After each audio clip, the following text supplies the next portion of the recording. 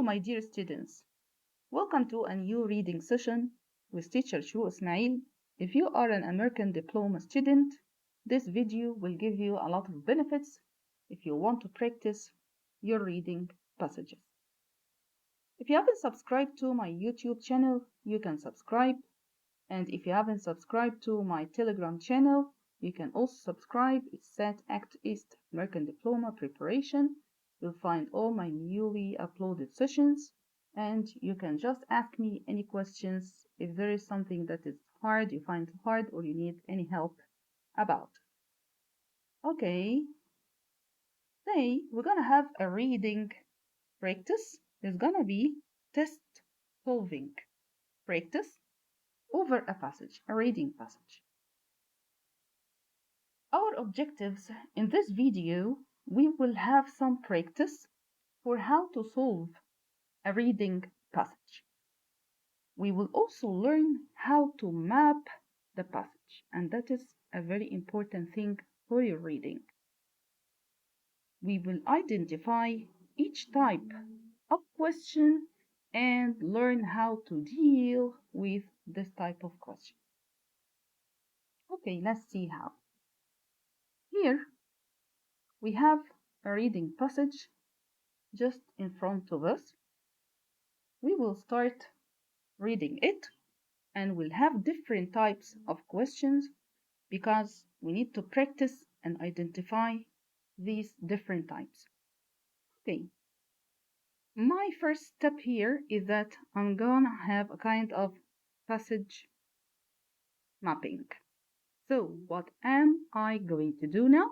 I need to do my passage mapping, or to map my passage. What do I mean by that?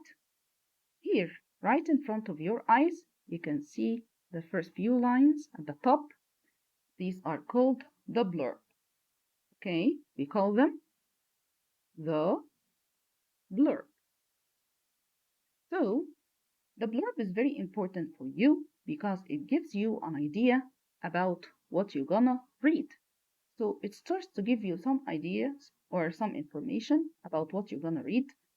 Also, you're gonna identify the type of the passage out of your blurb. Let's see. This passage is adapted from Guy de Maupassant's short story, The False Gem.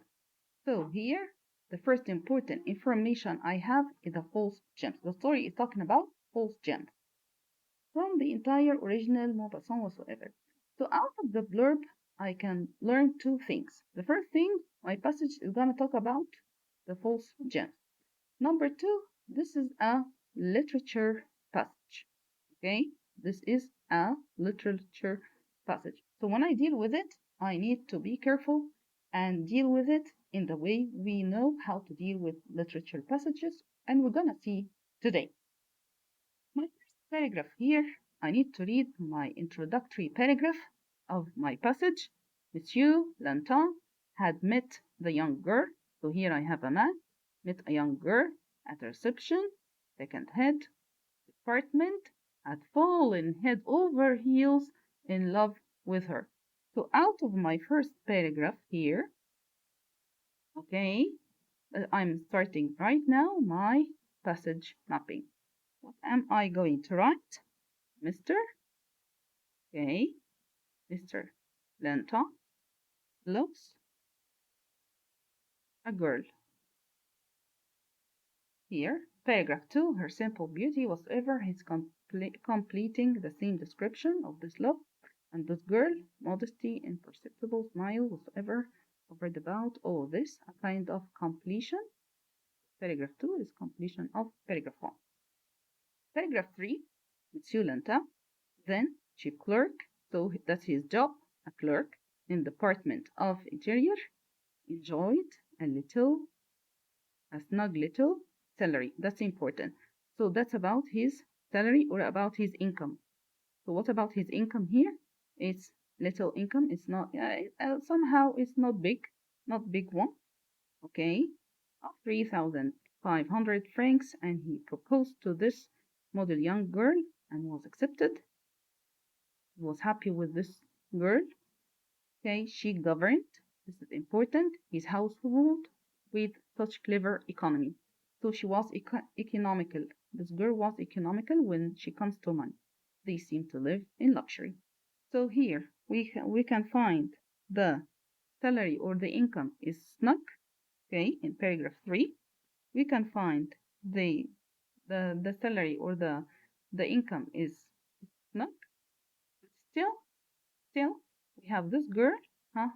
Good with money, or you can call her economical. So she is economical. She knows how to deal with money. Okay? Okay, let's move on. Paragraph 4. Here he found fault with only two of her tastes. So she has two faults. That's important. Let's know about them. Here, love for theater. So she is theater lover. Okay, number 1. Number 2, taste for fake jewelry or imitation jewelry. Okay, very nice. Let's move on in our passage mapping. Here, after a time, he begged Monsieur Anton, begged his wife, okay, to ask one of her acquaintances to accompany her. He doesn't want to go, or he didn't want Mr. Linton didn't want to go or to accompany her with her or to go with her or accompany her to the theater. He wants her to go along. Okay. The next paragraph. Now, with her love for theater came also the desire for ornament. Here she wears a lot of fake. Okay, she wears a lot of jewelry. Jewelry. Okay. Okay. Her costumes remained as before. Simple, good taste whatsoever. Okay. The next paragraph. Her husband frequently remonstrated. Okay. He said, "My dear, here I have strange punctuation, which means it's important. Okay. My dear, as you cannot afford to buy real jewelry, you ought to appear adorned with your own beauty and modesty." So out of that, we can understand they don't have enough money to buy this kind of jewelry. Okay, okay, so here they disagree together. They disagree because of the ornament that she likes to buy all the time. Very nice. Here, okay, she liked them and she's saying that they look real. We don't care about this. Here, she had to go to the opera, returned home chilled and froze. Next morning she coughed. 8 days later, she died of inflammation of lungs. So she died. Okay, very nice. Here he wept. Okay, let's see what he's gonna do. He wept unceasingly, so he had broken heart for her death. Okay, for her death. Time didn't assuage his grief. Everything in his wife's room remained as it was whatsoever. We don't care about this. Here, he was want to seclude himself daily and think of her who had been his treasure. The joy of existence, he's still mourning her.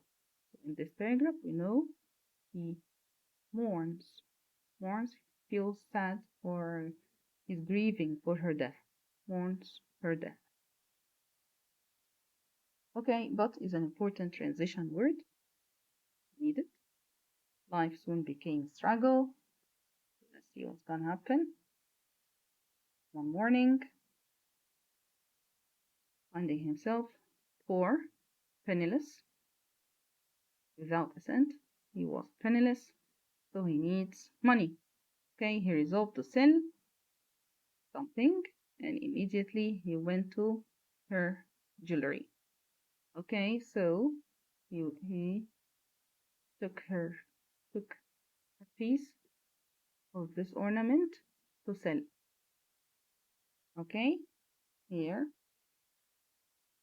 to the last days of her life, she had continued to make purchases. She buys jewelry, bringing home new gems almost every evening. Every evening, she buys new gems. Okay, and he turned them over some time before finally deciding to sell the heavy necklace. Okay, here he decided to sell some of the jewelry.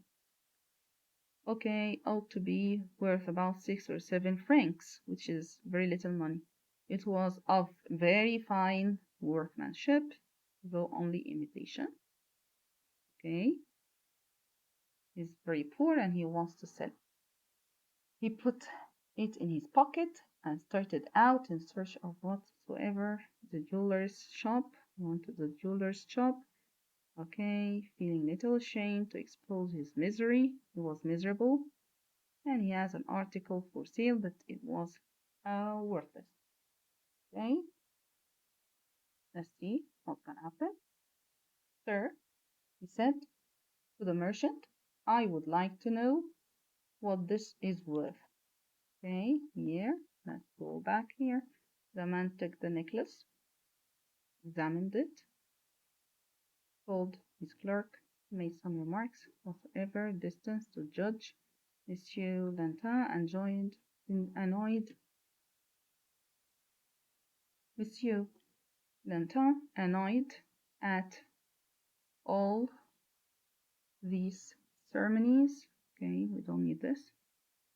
Okay, when the jeweler said, Sir, the necklace is worth from 12 to 15,000 francs, but I could not buy it unless you can tell me exactly where it came from. Here, Monsieur Lantin is shocked. Of course, it's a real necklace, it's not fake. The widower opened his mouth. This is a shock. White and remained gaping, not comprehending the merchant's meaning. Finally, he stammered. He said whatsoever. So here, Monsieur Lantin here is shocked. Okay, the last lines. Monsieur Lantin, beside himself with astonishment, so he was full of astonishment, took up the necklace and left. Okay, you can do this very quickly. Okay, you don't need to read it as we read it slowly. You can read it very fast, or we don't even need to read it all. We can read only the first paragraph and then head to the questions and then move to the passage to hunt for our answers if we want. But I wanted to have a kind of passage mapping before we start our questions. Okay, let's start with the first question we have. Here, as used in line 5, angelic most nearly means. What do we have here? This kind of question is, what do we call it? We call this kind of question vocab. So the type of question here is vocab in context question. So this is here vocab, okay, in context question. Okay, how can I tell? I have a word.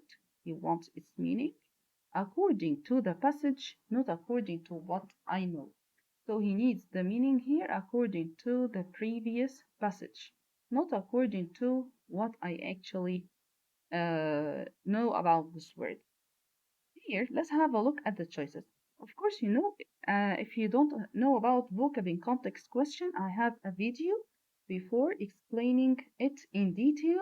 You can just go to the video and watch it and learn everything about vocab in context and the best strategies that you can use in order to solve the vocab in context question. Here we need to use process of elimination. Okay, my advice to you, if you have a kind of vocab in context question, you go back to the text. Here he wants me to go to line 5. So I will go to line 5 and find the word I need. Here in line 5, her simple beauty had the charm of angelic. This is my word that I need. Here he's telling you, describing her beauty. So here, this angelic word describing her beauty, modesty, and after it you find angelic modesty. She's modest. Okay, let's have a look at the choices that I have, and I can plug them in and find whether they can work or no. Okay, my first choice here, invisible. Invisible here means you cannot see, unseen, something that you cannot see. Of course, this is not right.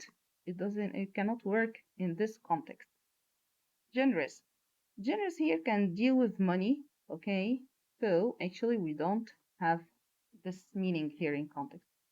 Let's come to this word. It's a little bit tricky. When it tells you religious here you say angelic from angels. Maybe it becomes so you mean it's religious.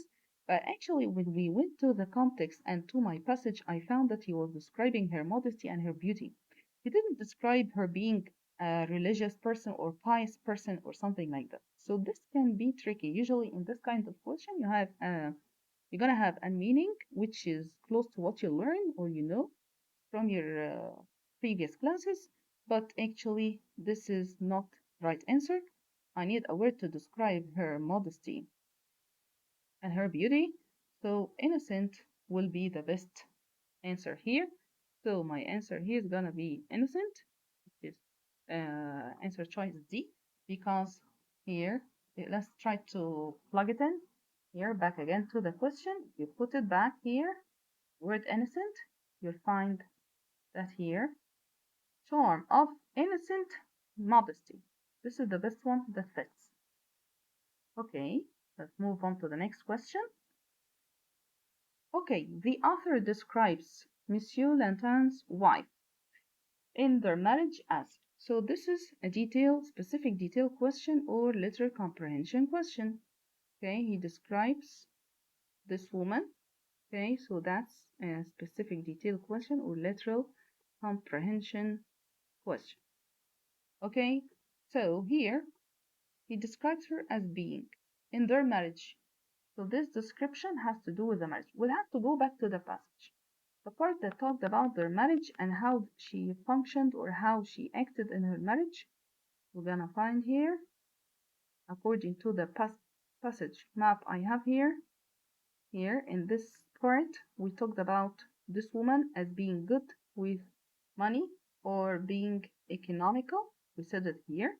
So we need to read this window. Monsieur Lantin, then chief clerk, Department of Interior, enjoyed a snug little salary of 3,000 whatsoever. He proposed whatsoever. He was unspeakably happy with her. She governed his household. You look here. She governed his household with such clever economy. So in this part, he's actually describing her in her marriage, that they seem to live in luxury. So he was talking about the lifestyle they lived in. They lived in luxurious lifestyle because of her being economical, luxurious lifestyle. Okay, because of being economical and thrifty. She knows how to manage a house in an economic way. She's not wasting the money. Okay, so that's how he described her. Now let's go to the choices that we have here in the question. The first description here, wealthy. Actually, both of them were not wealthy because the passage said that actually they were not that rich because before the passage mentioned, let's go back again to the passage, you'll find here a kind of description. So that when they argued together, when they disagreed together, why did they disagree? My dear, as this is all out of your passage mapping. My dear, as you cannot afford to buy real jewelry. You see? So they cannot afford, so they don't have enough money to buy things that are extra or things that are just not needed. Okay? So here, wealthy cannot be if you cannot afford to buy something. Artistic, here the passage doesn't talk about being artistic. Frugal, what does frugal mean? It means economical or it means thrifty. According to the description we mentioned earlier, okay, this choice is the best. Okay, but still let's have a look here. Flighty here, flighty means changeable. Her character is changeable. Actually, we didn't see any change in her character throughout the passage. Okay, the passage or the part that we read, we didn't find any kind of change. So here, how did we answer this question? We went to the passage mapping that we have. We went to the paragraph. We could find description, okay, of this girl as being economical, and thrifty. Okay, and this is what he wanted here. Let's move on here to the next. Let's move on to the next question. The passage suggests. When I find the word suggests here, I can understand the type of question immediately. So my type of question here is inference question. So I have here an inference question.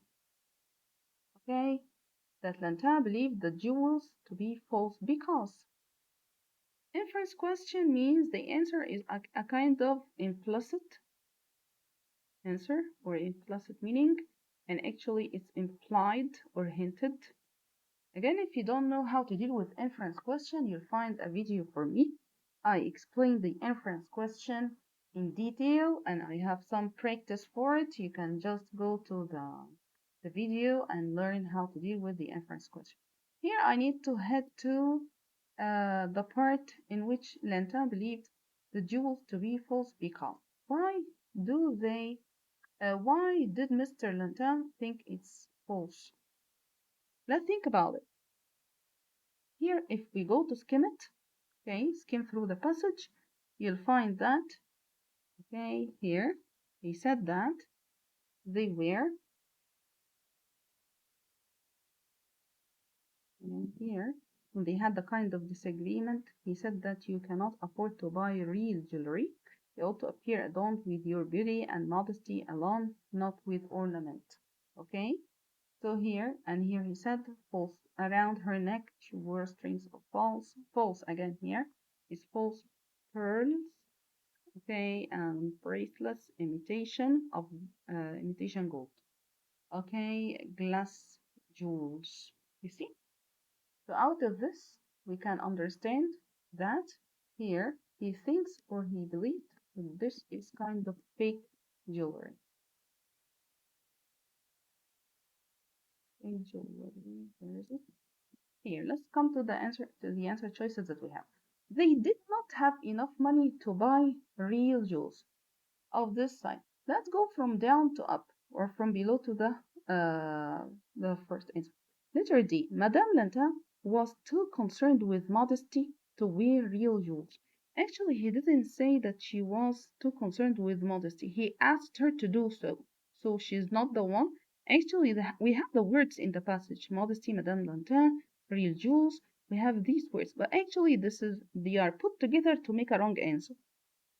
Okay, his wife preferred costume jewelry to real jewels. This is actually a fallacy. We don't know that. We can tell that she preferred. Out of the passage, you could understand that they weren't rich enough to buy the real jewels. That's why this is wrong. Theater goers all wore elaborate costume jewelry. So actually, this is a kind of generalization that is not based on any logic here from the passage. It's not supported by the passage. So this is actually wrong. This is a fallacy again. They did not have enough money. They did not have enough money to buy real jewels of the size. Of course, they didn't have enough money because we said that his salary was not that big, snug salary, so they didn't have enough money.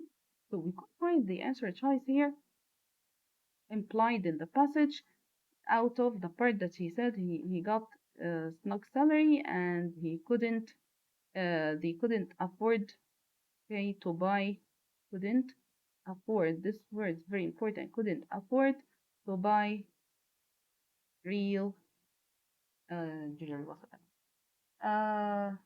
Let's go on. Here, question 3. We actually answered this one. Let's move to question 4. Question 4, which choice here after the inference question is actually supported by a command of evidence question? How can I tell it's a command of evidence? It's asking you about the best evidence that can support the answer. How can I answer this? I need to go to the lines from 16. I will start from 16 till 38. Okay, the first citation here. He found fold jewelry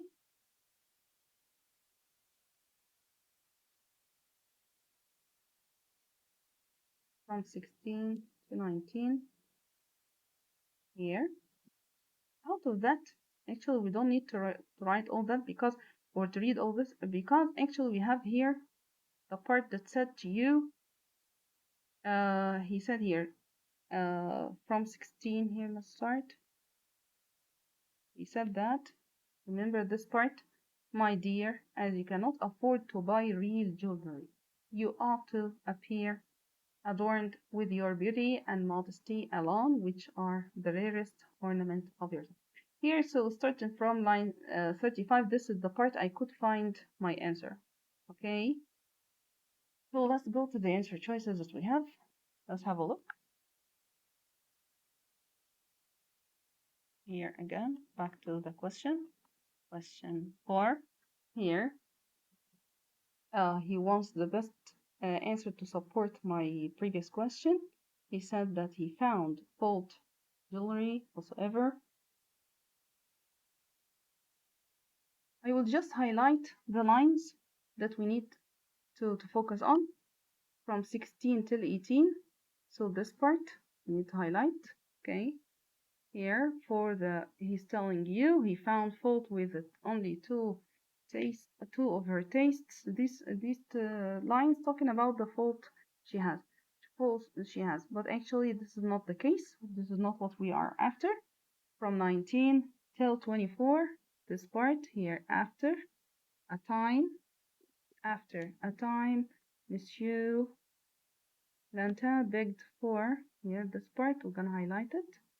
Okay, Monsieur Lantin begged his wife to request whoever accompany her, bring her. This party is asking her to find another person to go with her to the theater because he doesn't like. This is off topic. We didn't talk about this. Here he's telling you from 25 till 30. So it's kind of like all this paragraph here now with her love for theater, desire for ornament, before simple taste. She soon began to adorn her ears whatsoever. He's describing what she was doing, and this is not the case.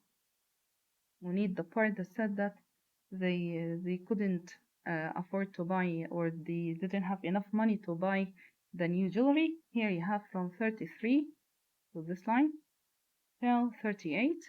Her husband frequently demonstrated, my dear, cannot afford to buy real jewelry. You ought to appear adorned with your beauty, modesty, whatsoever. So this is the part actually we could find the answer in it. We didn't even need to go back to the passage again because we actually found it before while we were answering the previous question, but I just went to it in order to give you a kind of like to make sure for you or to give you the chance to find why this is the right answer. So here, out of that, found fault in the jewelry, no. Her time of her husband, we read this all of these are not. Only the last paragraph here from 33 till 38, her husband frequently told her that we cannot afford to buy this kind of ornament. Okay, here, let's move on to the next question. Here, lines from 47 to 55. He wept, joy of his existence, suggests. From the word suggest here, I can understand I have here a line reference, and I have here the word suggest. He wants something true about Lanta. Here, this is an inference again, an inference question. This is again an inference question. So here, let's go on. He holds, let's see here. First of all, let's go to the lines from 47 to 55. Let's go to this window from 47 till 55. So starting from here, okay, he wept unceasingly, 55. So this window is the window I need. So he tells us what is true about Yolanda. We found here out of my passage mapping, I don't need to read it again. I have here he was broken-hearted and he mourned his wife a lot. So this is what is true about her. Let's go to the choices that I have. Out of my passage mapping, I can deal with the answers that I have. I can choose. Okay, so here, passage question number 5. He holds a grudge due to his wife's spending. Actually, this is opposite to what was mentioned because he said that she was economical. Okay, she was economical and thrifty. So he didn't have any grudge against her spending. He is profoundly depressed after his wife's death. Here, profoundly depressed, the same as he wept, okay, unceasingly. Wept unceasingly means he cried non-stoppingly, didn't stop crying. So he was very depressed about her death. This is actually true, but still we need to have a look at the other two choices. Even if you don't want to have a look, you can just ignore them. But actually, I'd like to have a look at them. He idealized his wife and overlooked her flaws. The first half is right, but the second half is wrong because he didn't overlook her flaws. He said that she had two faults. He talked about them. He's resilient. He's resilient and will find happiness in the future. Actually, he didn't. We don't have any information about happiness in the future. The passage didn't support this, so we cannot consider it to be right.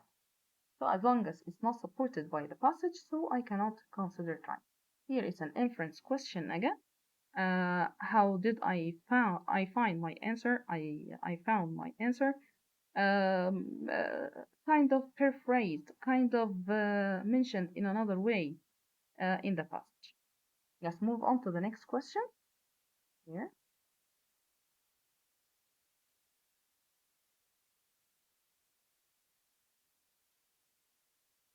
Okay, question number 6.